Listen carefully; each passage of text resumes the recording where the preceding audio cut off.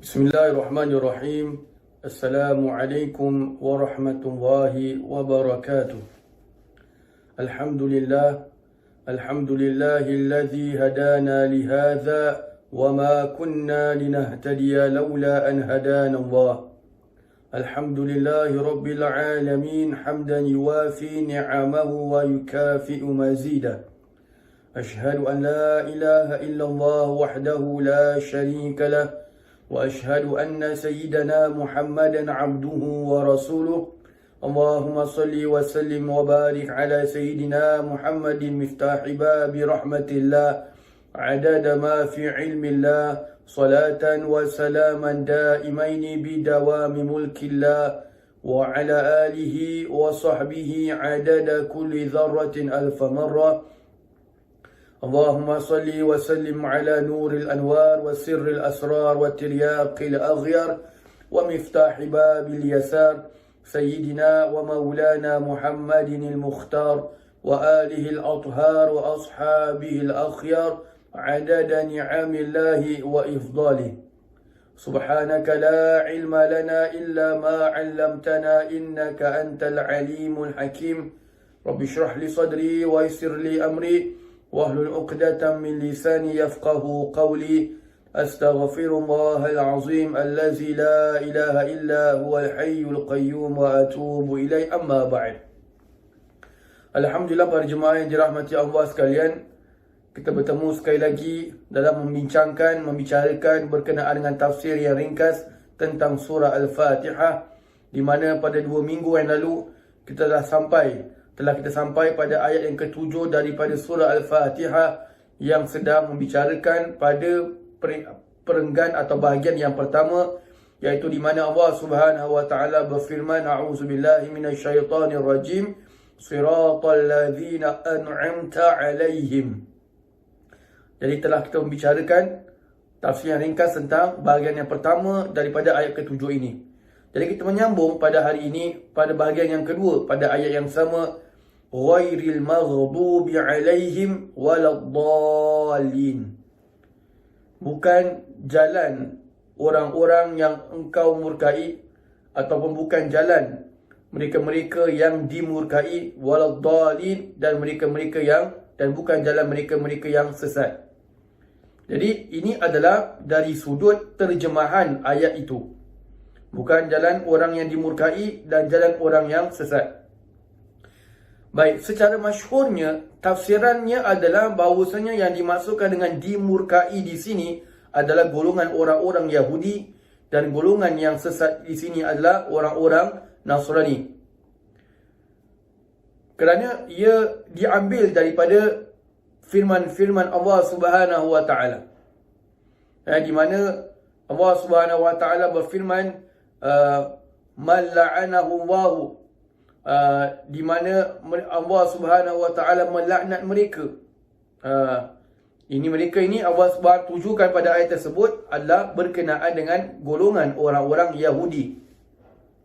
Waladdallin juga ada diambil daripada ayat-ayat yang lain, di mana Allah Subhanahu wa taala berfirman, qad dallu, mereka itu telah sesat, kata Allah Subhanahu wa taala. Maka sebab itu yang masyhurnya adalah golongan yang dimurkai di sini adalah orang-orang Yahudi, dan golongan yang sesat di sini adalah orang-orang Nasrani. Ini jelas. Ini mungkin biasa kita dengar berkenaan dengan tafsiran ini kerana ia tafsiran yang paling masyhur. Baik. Jika kita perhatikan antara golongan orang-orang Yahudi dan orang-orang Nasrani, orang-orang Nasrani ini perbuatan mereka itu sebenarnya lebih teruk daripada orang-orang Yahudi. Kan? Pasal mereka mensyirikkan Allah Subhanahu wa taala. Mereka menduakan Allah Subhanahu wa taala, mengatakan Allah itu ada anak, Maha Suci Allah Subhanahu wa dan sebagainya. Tetapi orang-orang Yahudi tidak. Lalu kenapakah orang-orang Yahudi itu lebih dimurkai daripada orang-orang Nasrani? Kerana orang-orang Yahudi ini Allah Subhanahu wa taala menghantarkan kepada mereka, atau untuk kita senang faham, Bani Israel. Bani Israel ini mereka ini adalah satu bangsa yang paling banyak mendapatkan para nabi dan rasul. Kebanyakan para rasul itu dan juga para nabi diturunkan, dihantarkan, diutuskan kepada kaum Yahudi. Pasal apa? Pasal kedegilan mereka, ungkal mereka, kerana mereka banyak berlawan. Subhanallah. Jadi maka sebab itu Allah Subhanahu Wa Taala menghantarkan tu, di antaranya lah, panjang ceritanya kalau kita nak bahaskan bab tersebut. Cuma the point is, kenapa orang Yahudi yang menjadi sasaran dimurkai oleh Allah Subhanahu Wa Taala? Kerana orang-orang Yahudi ini, despite mereka ini sudah mendapatkan ilmu yang banyak, belajar itu, belajar ini, tetapi mereka ingkar. Mereka masih lagi tidak mau mengamalkan apa yang diperintahkan, mereka ubah. Apa yang Allah tegah, mereka buat. Subhanallah. Allah Subhanahu Wa Taala suruh mereka sembelih lembu, kan? Suruh mereka sembelih lembu. Mereka tanya lembu nak warna apa, lembu kat mana, lembu jantan ke betina, dan sebagainya. Sampai Allah mengatakan hampir-hampir mereka tidak mahu melakukannya. Subhanallah. Jadi nampak, ini adalah bagaimana, sebab itu Allah Subhanahu Wa Taala memurkai golongan orang-orang Yahudi. Pasal sudah dah tahu tapi tak buat. Maka ini sebenarnya adalah pengajaran buat kita semua, wahai jemaah sekalian. Kita belajar agama, kita tahu tentang semayang, tahu tentang puasa, tahu tentang apa-apa yang Allah Subhanahu Wa Taala wajibkan, tetapi kita tak buat. Na'udzubillah, bermakna kita mengundang kemurkaan Allah Subhanahu Wa Taala. Allah Subhanahu Wa Taala melarang kita daripada mencuri, bercakap bohong, mengumpat, menzalimi, makan riba dan sebagainya. Tapi kita buat. Kita tahu tak boleh buat, tapi kita buat. Na'udzubillah. Jadi perangai ini sama dengan orang-orang Yahudi, sampai digolongkan orang-orang yang Allah murkai. Subhanallah. Manakala orang-orang Nasrani pula adalah, mereka ini adalah golongan orang-orang yang sesat. Golongan orang-orang yang sesat kerana sudah ada jalan yang betul, mereka ubah mengikut kefahaman mereka sendiri. Na'udzubillah. Baik. Ini saya beritahu, yang saya kongsikan di sini adalah tafsir yang masyhur berkenaan dengan ghairil maghdubi alaihim waladdallin. Ada pendapat yang lain, pendapat yang kedua lah. Saya bawakan 3 pendapat insya-Allah. Pendapat yang kedua mengatakan bahawasanya pendapat yang pertama ini adalah dhaif, kata pendapat yang kedua. Kenapa mereka mengatakan dhaif? Kerana orang yang menyembah berhala dan orang yang musyrik dan orang yang ingkar adanya Tuhan, adanya pencipta, mereka itu sepatutnya lebih teruk daripada orang Yahudi dan orang Nasrani. Kenapa tak refer kepada mereka? Subhanallah. Maka pendapat yang kedua mengatakan bahawasanya adalah orang yang ghairil maghdubi alaihim ini adalah orang-orang yang fasik, dan orang-orang yang dhalin ini adalah orang-orang yang salah pada iktikad mereka. Orang-orang yang fasik bermakna mereka yang menzahirkan selalu dalam keadaan membuat dosa-dosa yang besar. Fasik. Orang yang fasik. Subhanallah. Jadi untuk pendapat yang kedua mengatakan bahawasanya ghairil maghdubi alaihim ini refer kepada orang-orang fasik, dan waladdallin adalah orang-orang yang sesat pada akidahnya. Salah pada akidahnya. So yang ghairil maghdubi alaihim salah pada amalan zahir, waladdallin salah pada amalan batin, which is i'tikadnya. Subhanallah. Ini adalah berkenaan dengan pendapat yang kedua. Saya cuma beritahu saja, just in case kalau kita tempat lain dengar apa yang saya kongsikan ini, mungkin kebetulannya betul. Ala kulli hal, kita sebagai orang yang belajar agama, orang yang mendengarkan berkenaan dengan ayat-ayat tafsir-tafsir ini, selagi mana ia tidak mempunyai hadis, bermakna ia ada yang ditafsirkan oleh para ulama. Bila ditafsirkan oleh para ulama, definitely akan ada selisih di antara ulama. Jadi kita tak boleh katakan ulama A betul, ulama B salah. Subhanallah. Ini ijtihad mereka, mengikut mereka punya ilmu, dan mereka menafsirkan ayat-ayat mereka. Ayat-ayat yang Allah firmankan berdasarkan ilmu yang mereka pelajari. Baik, Tak boleh untuk kita condemn. Subhanallah. Baik, tu pendapat yang kedua. Pendapat yang ketiga pula mengatakan, apabila Allah Subhanahu wa taala mengatakan ghairil maghdubi alaihim, iaitu adalah orang-orang kafir. Bila kata orang-orang kafir, bermakna selain daripada Islam tu dinamakan kafir. Selain daripada Islam tu dinamakan sebagai golongan kafir. Maka ghairil maghdubi alaihim dia umum semuanya. As long as kau bukan Islam, kau masuklah kafir. Kau masuklah ghairil maghdubi alaihim. Waladhdallin, bukan orang-orang yang sesat, adalah orang-orang munafik. Orang-orang munafik. Macam mana pula pendapat yang ketiga ni boleh come to conclusion? Boleh come to conclusion whereby ghairil maghdubi alaihim adalah orang-orang kafir dan orang waladhdallin ini adalah orang-orang munafik, kerana Allah Subhanahu wa taala, kalau kita perhatikan dalam surah Al-Baqarah, sebelah aja dengan surah Al-Fatihah, Allah Subhanahu wa taala memberitahu awal sekali berkenaan dengan keadaan orang-orang yang beriman. Allazina yu'minuna bil ghaibi wa yuqimuna shalah. Kan? Itu tentang orang-orang yang beriman. Setelah Allah membicarakan berkenaan dengan orang-orang yang beriman, ayat 1 sampai ayat 5 surah Al-Baqarah, Allah mula beralih membicarakan, memberitahu tentang orang-orang kafir. Apa kata Allah Subhanahu wa taala? Innal ladzina kafaru sawa'un 'alaihim a anzartahum am lam tunzirhum la yu'minun. Sesungguhnya orang-orang yang kafir, sawa'un 'alaihim, sama saja. A anzartahum, kau berikan mereka peringatan, am lam tunziru, atau kau tak berikan mereka peringatan, mereka tidak akan beriman. Baik, ini tentang Allah beritahu tentang orang-orang kafir. Kemudian setelah itu Allah Subhanahu wa taala membicarakan berkenaan dengan orang-orang munafik. Kata Allah Subhanahu wa taala, wa idza khalau ila syayatinihim qalu inna ma'akum innama nahnu mustahzi'un. La ilaha illallah. Apa kata Allah Subhanahu wa taala apabila mereka kembali kepada syaitan mereka, kata Allah, maka mereka akan mengatakan, kami ini bersama kamu, sesungguhnya kami ini tertipu. So mereka bermuka-muka dengan depan Nabi SAW. Jadi ini adalah karakteristik orang-orang munafik. Maka sebab itu pendapat yang ketiga mengatakan bahawasanya ghairil maghdubi alaihim ini adalah refer kepada orang-orang kafir, dan waladhdallin ini refer kepada orang-orang munafik. Subhanallah. Baik.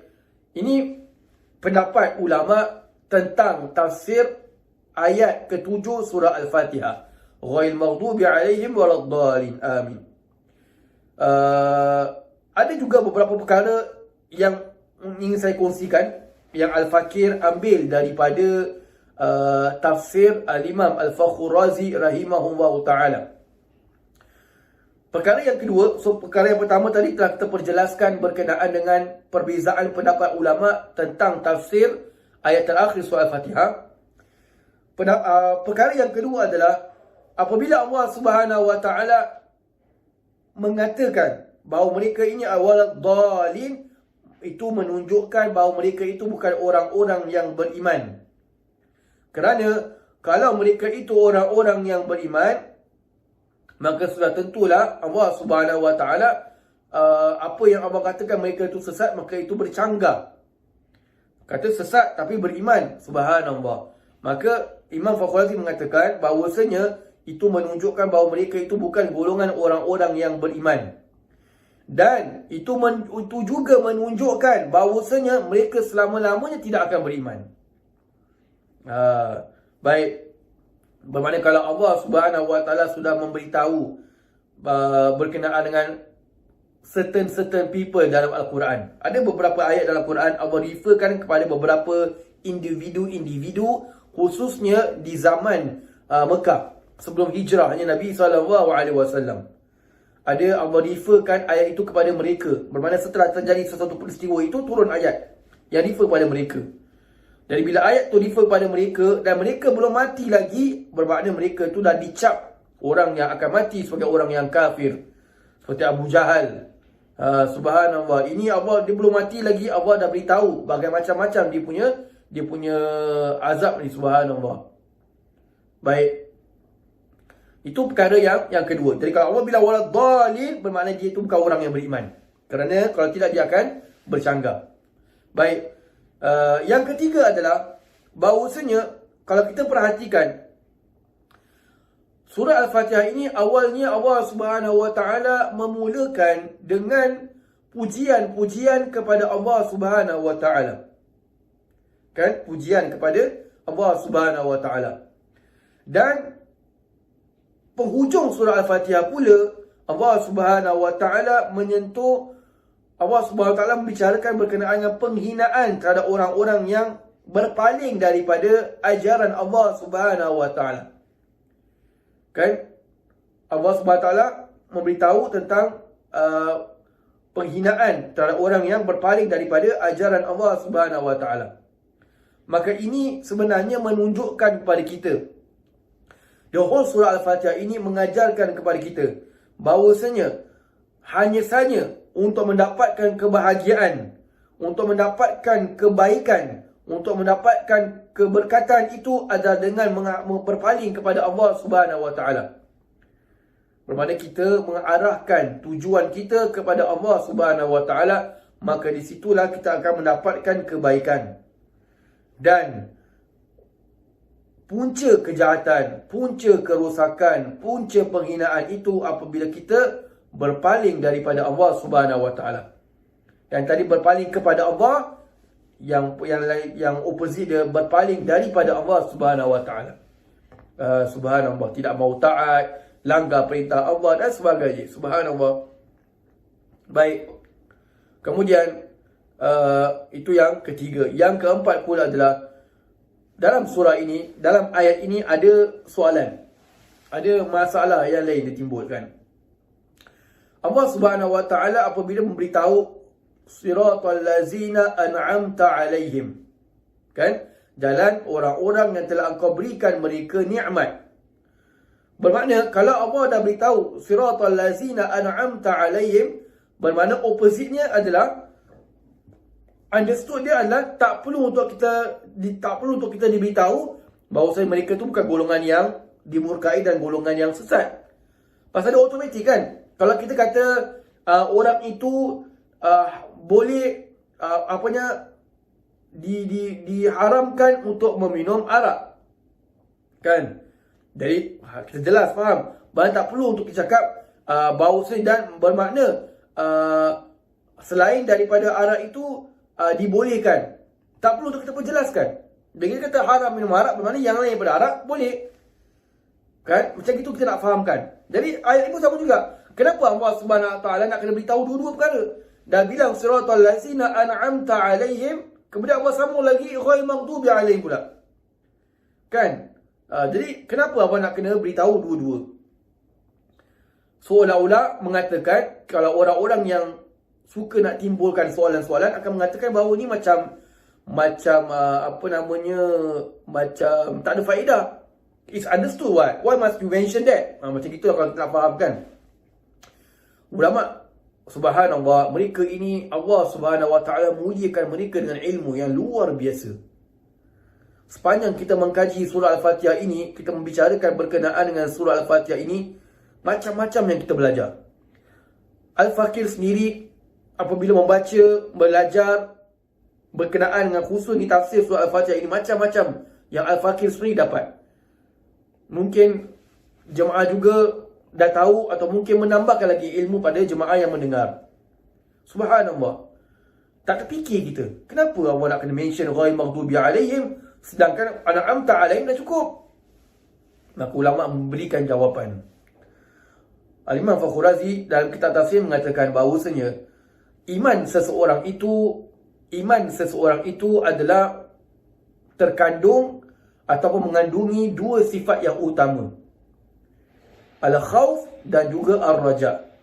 Sifat takut dan juga sifat harap.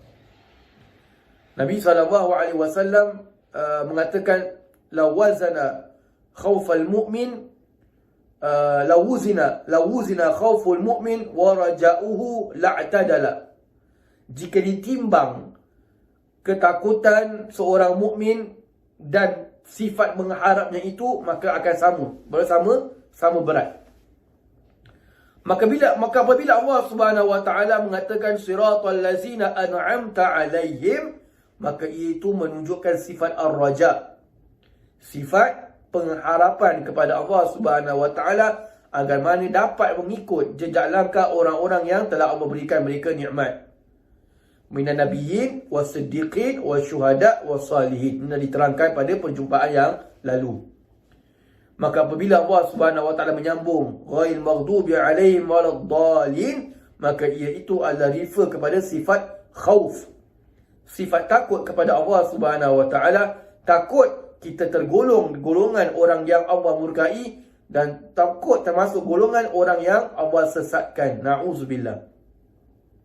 Jadi bila mana kita ada raja, kita ada khauf, iman kita sempurna. Maka itulah hikmah kenapa Allah Subhanahu Wa Taala memberitahu berkenaan dengan sambungan daripada an'amta alaihim. Kenapa nak kena state the obvious? Obviously kan tahu, kalau dia yang positif bermakna dia bukan negatif dia. Tetapi Allah SWT mention dua-dua positif dan negatif dia supaya kita faham sekarang, supaya sama level ar-raja dengan al-khawf. Jemaah yang dirahmati Allah sekalian, insya-Allah kita akan sambung lagi pembahasan yang terakhir daripada surah Al-Fatihah ini pada minggu hadapan insya-Allah, dan juga penutup daripada tentang surah Al-Fatihah sebelum kita masuki pada surah-surah yang lain insya-Allah. أقول قولي هذا وأستغفر الله العظيم لي ولكم والسلام عليكم ورحمة الله وبركاته.